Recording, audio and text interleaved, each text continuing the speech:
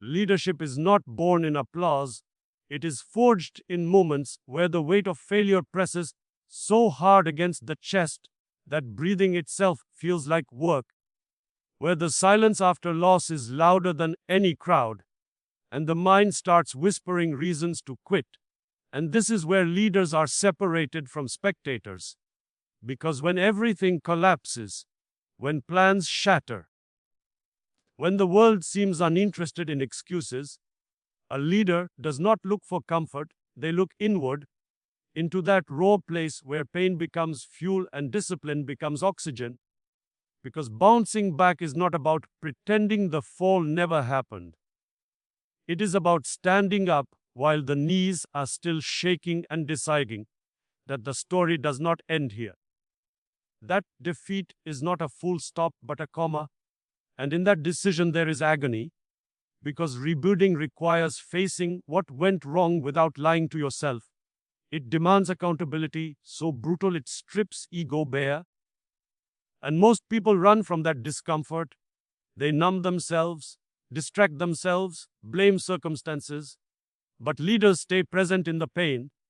They study it, they dissect it, they let it teach them. Because every scar is a lesson written in flesh, and when leaders fall, they do not ask why me. They ask what now, knowing that resilience is not an emotion but a habit built through relentless consistency.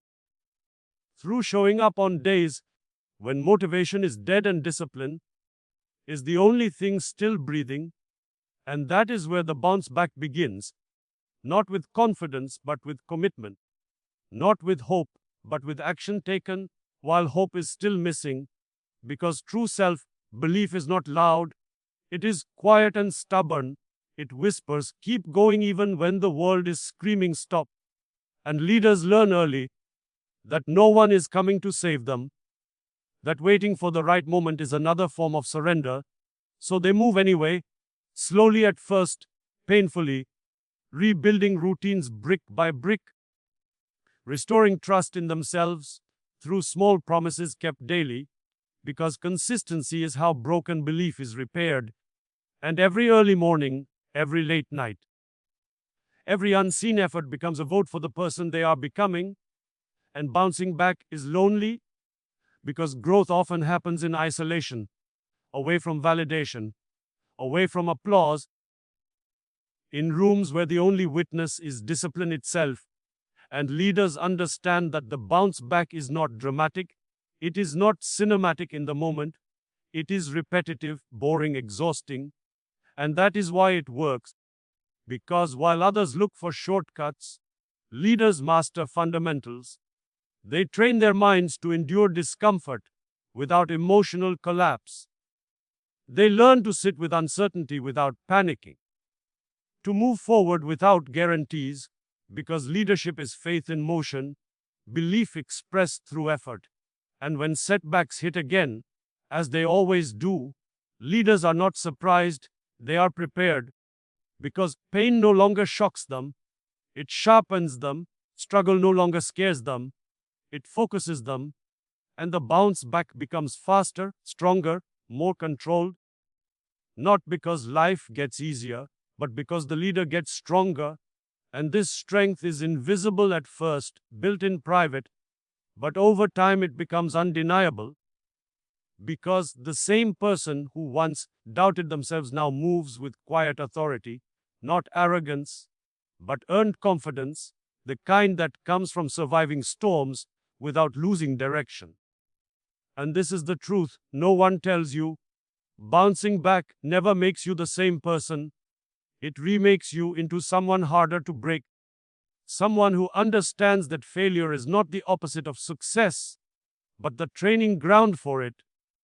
And once this realization settles into the bones, a leader stops fearing the fall, because they trust the rise, they trust the work, they trust the discipline they have built when no one was watching. And that trust becomes unshakable, because it was earned the hard way, through pain, through struggle, through relentless consistency, through choosing self-belief, even when doubt was louder. And this is only the beginning of the bounce back. Because the first step is not winning again, it is refusing to stay down. And as the body heals, as the mind begins to regain clarity, as the soul dares to hope again, the leader understands that bouncing back is not a linear journey.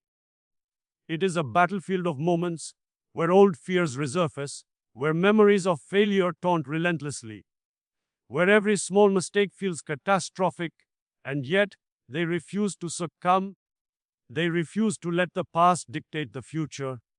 Because resilience is not an abstract concept, it is a muscle forged in the repetition of choosing courage over comfort, choosing action over apathy, choosing discipline over surrender, and every decision to keep moving, no matter how small, compounds into momentum, into a force that begins to shift circumstances in their favor, not magically, not instantly, but inevitably. Because the leader understands that work repeated faithfully over time is more powerful than inspiration alone, and this understanding fuels the next phase of the comeback, where planning, preparation, and execution merge with the wisdom earned from hardship, and each misstep becomes a guidepost, each moment of doubt a signal to tighten focus. Because leadership is never a straight path, it is a series of corrections, adaptations, recalibrations, and those who master this process are the ones who rise stronger, faster, and with more clarity than before. And the leader knows that no one will hand them this second chance, that the universe has no obligation to repair what was broken. So they repair it themselves, with hands, mind, and heart committed fully to the task. And this commitment is not glamorous. It is not celebrated in the moment. It is sweat in empty rooms. It is decisions made in silence. It is pushing beyond pain when the body begs to stop. It is doing the work that no one else can see, because the visible comeback is always preceded by invisible labor, and the leader embraces the solitude, the discomfort, the grind, because it is in these unseen efforts that character is forged. And as they rebuild, as they strategize, as they prepare to act again, the leader understands that self-belief is no longer an abstract hope.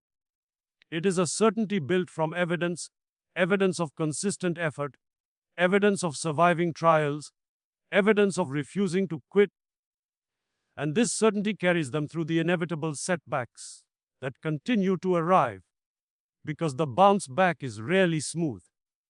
It is a stormy sea where waves of doubt, fear, and frustration crash endlessly.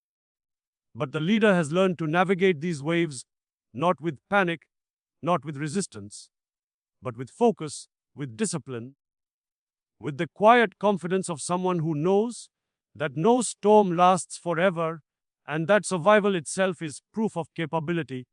And in surviving repeatedly, in pushing through adversity again and again, the leader develops an inner fortress, a core unshakable by circumstance, untouchable by criticism, resilient in the face of every obstacle. And this inner fortress is what transforms setbacks into stepping stones, failures into feedback, pain into power, struggle into strategy. And the leader begins to operate from this place, from this strength, with a clarity and decisiveness that only experience can teach. And they move forward knowing that the next challenge will come, as it always does, and they do not fear it. They do not shrink from it.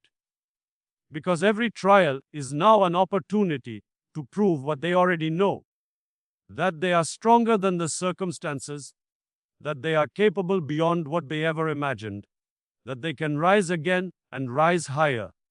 Because bouncing back is not a one-time act, it is a habit, a lifestyle, a relentless refusal to accept defeat as permanent. And the leader becomes a master of this habit, refining it, strengthening it, living it with every breath, every choice, every action, until their resilience is no longer a skill, but an identity, inseparable from who they are, unbreakable even in the harshest adversity. And through this, the leader sets an example that cannot be ignored, not through words but through presence, through the aura of someone who has fallen, risen, and refuses to ever fall in the same way again. And this is the quiet power of bouncing back. The transformation from vulnerability to invincibility, from fear to focus, from loss to leadership. And this power becomes the engine for all future victories. Because once you have survived, adapted, and mastered the art of rising again, nothing in the world can hold you down. And this realization, hard earned and deeply internalized, changes everything. Because the leader now operates from a place where setbacks are temporary, struggle is fuel, pain is a teacher, discipline is a lifeline, and self-belief is absolute, unshakable, and unending. And with this foundation, the comeback is no longer just possible, it is inevitable. And as the leader steps into the next phase of the comeback, they recognize that true strength is not measured by the absence of fear or pain, but by the capacity to act despite them, by the ability to make decisions when uncertainty looms like a shadow, by the determination to pursue goals when every instinct screams retreat. And they learn that resilience is not an event, but a daily choice, a relentless commitment to endure, adapt, and persist. And this choice manifests in countless small actions that accumulate into monumental results over time. From waking up before the sun to train the body and mind, to analyzing every past mistake without self-pity, to creating systems that ensure productivity, even on days when motivation has vanished. And in these actions, the leader discovers the paradox of bouncing back. It is not about dramatic gestures, flashy comebacks, or immediate vindication. It is about the quiet, stubborn, patient rebuilding of skills and mindset until the momentum of effort becomes unstoppable. And the leader comes to understand that the hardest part is not surviving the initial fall, but maintaining the discipline to keep going when the world has moved on, when recognition has faded, when support is absent. Because the internal work is the only work that counts, and they immerse themselves in it fully, embracing discomfort as a teacher, struggle as a guide, and failure as a stepping stone. And they realize that every moment of doubt, every pang of regret, every surge of frustration is an opportunity to reinforce commitment, to strengthen focus, to deepen resilience. And this understanding fuels a cycle of growth where pain no longer paralyzes but propels, where struggle no longer discourages but directs, where discipline no longer feels burdensome but liberating. And as this cycle continues, the leader develops an inner rhythm, a cadence of effort, reflection, and adjustment that synchronizes mind, body, and spirit into a single unstoppable force. And through this rhythm, they learn to anticipate challenges before they arise, to respond strategically rather than react emotionally, to maintain clarity when chaos surrounds them, to remain grounded when criticism rains down, and to keep faith in themselves when the external world offers no assurance. And in doing so, the leader discovers a profound truth, that bouncing back is less about recovering what was lost and more about becoming someone capable of exceeding previous limits, someone forged by adversity, someone whose vision is sharper because they have stared into the abyss, someone whose discipline is unshakable because it has been tested in the fires of struggle, someone whose self-belief is absolute because it has been repeatedly challenged and repeatedly proven. And this truth transforms not only their journey, but the lives of those who witness it. Because the silent example of someone who refuses to be defeated becomes a beacon, a signal that hardship is not permanent, that pain is not the end, that resilience is learned and earned.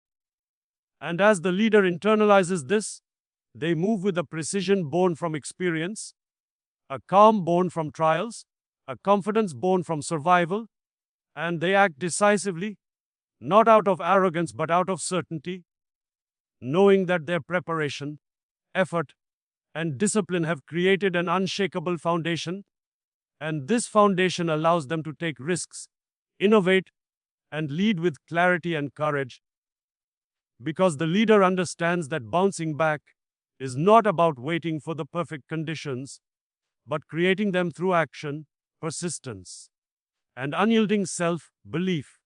And with every forward step, every strategic choice, every disciplined action, they rebuild not just what was lost, but what was never fully imagined, expanding their capacity, deepening their resilience, refining their vision, and proving to themselves that no setback, no failure, no obstacle is capable of defining their story, because they are the author, the architect, the force of their own destiny.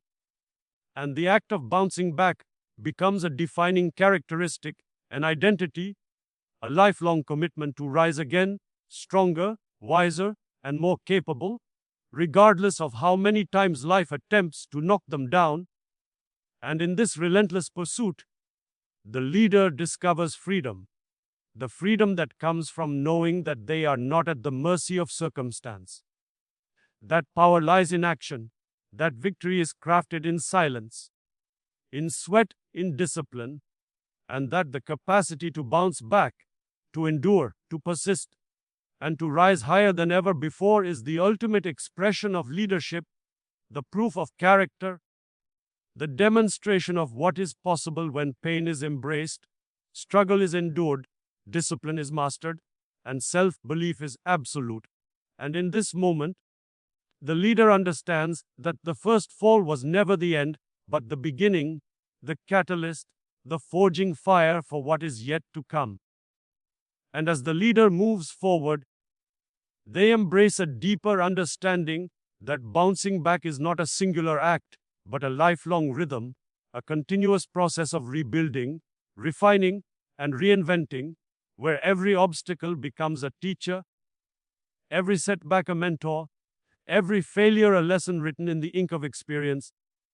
And they learn that the essence of leadership is not avoiding pain or escaping struggle, but developing the courage and discipline to confront them head on, to immerse themselves in discomfort without flinching, to absorb the lessons hidden in adversity without complaint.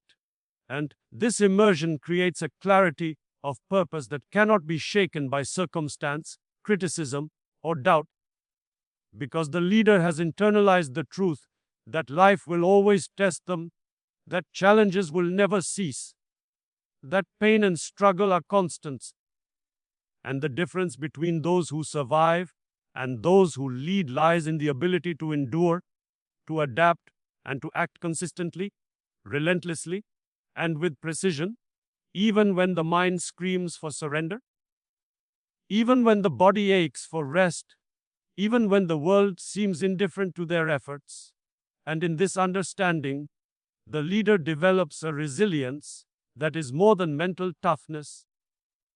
It becomes a fundamental aspect of their identity, a force that shapes their decisions, their actions, and their vision, and they begin to move with an unspoken authority, a quiet confidence born not of arrogance but of proof, proof of survival, proof of effort, proof of unwavering discipline. And this proof manifests not in dramatic moments, but in the accumulation of consistent choices made daily, hour by hour, decision by decision, where every action aligns with purpose, every effort compounds into progress, every disciplined habit builds momentum, and this momentum becomes a self-reinforcing engine, propelling the leader toward new heights, even in the face of continued adversity. And they recognize that the act of bouncing back is inherently transformative, reshaping not only circumstances but character, mindset, and potential, because each recovery reinforces self-belief, sharpens focus, strengthens discipline, and expands capacity. And through this cycle of fall, reflection, effort, and rise, the leader transcends limitations, both imposed by life and imagined within themselves. And they understand that the struggle itself is a gift, the pain itself is a tool, the hardship itself is a crucible through which greatness is forged. And they embrace this reality with a tenacity that cannot be deterred by fear, fatigue, or frustration, because they have learned that true leadership is measured not by victories in comfort, but by the ability to persevere through storms, to act decisively when the path is unclear, to maintain clarity and purpose when the world is chaotic, to embody courage when the mind whispers retreat, and to continue pressing forward when all signs point to surrender.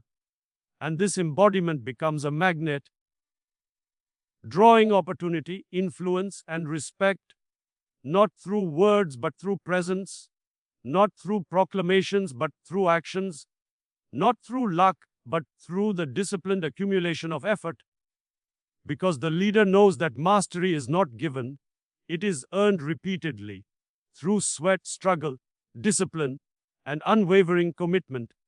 And as they master this rhythm, they realize that bouncing back is no longer a reaction to failure, but a proactive strategy, a deliberate choice to grow stronger, act wiser, and achieve more than before.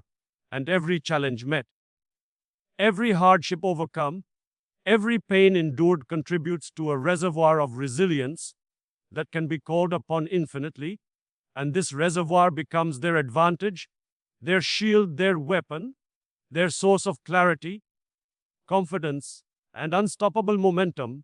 And as they continue to rise, the leader recognizes the unshakable truth that no external circumstance has the power to define them.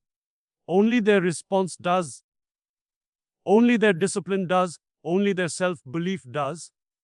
And in this realization, they find freedom, purpose, and power beyond imagination, because bouncing back is no longer about survival. It is about transformation, evolution, and the relentless pursuit of becoming the best version of oneself, forged in the fires of adversity, sharpened by struggle, tempered by discipline, and fueled by unwavering self-belief. And this is the essence of true leadership, the proof that no fall is final, no failure is permanent, and no obstacle is insurmountable for those willing to endure, adapt, and rise again, stronger, wiser, and more capable than ever before. And as the leader progresses, they begin to perceive setbacks not as punishments, but as essential catalysts for growth.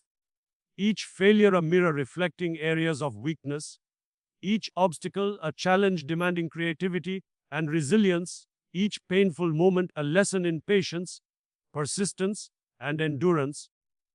And they learn to welcome these experiences with a mindset that transforms adversity into opportunity, because the act of bouncing back is ultimately a mental and emotional exercise as much as a physical or strategic one, requiring unwavering commitment to self-improvement, ruthless honesty with oneself, and the courage to confront uncomfortable truths.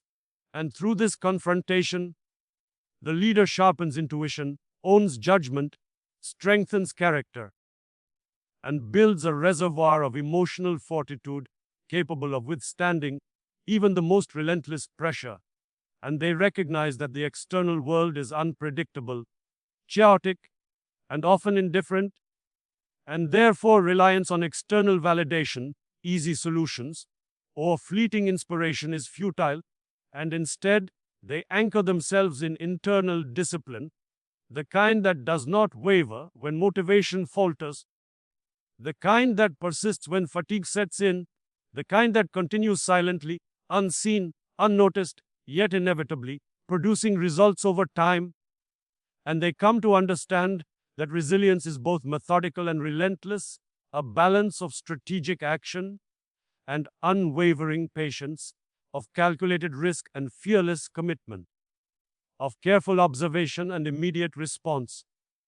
And this understanding becomes the foundation upon which every comeback is built, because without it, effort is scattered, inconsistent, and ineffective.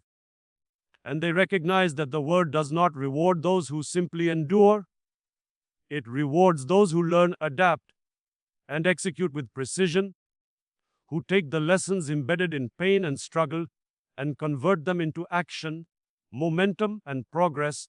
And the leader becomes a master of this conversion process, turning frustration into focus, doubt into determination, setbacks into strategy, and failure into a roadmap for success.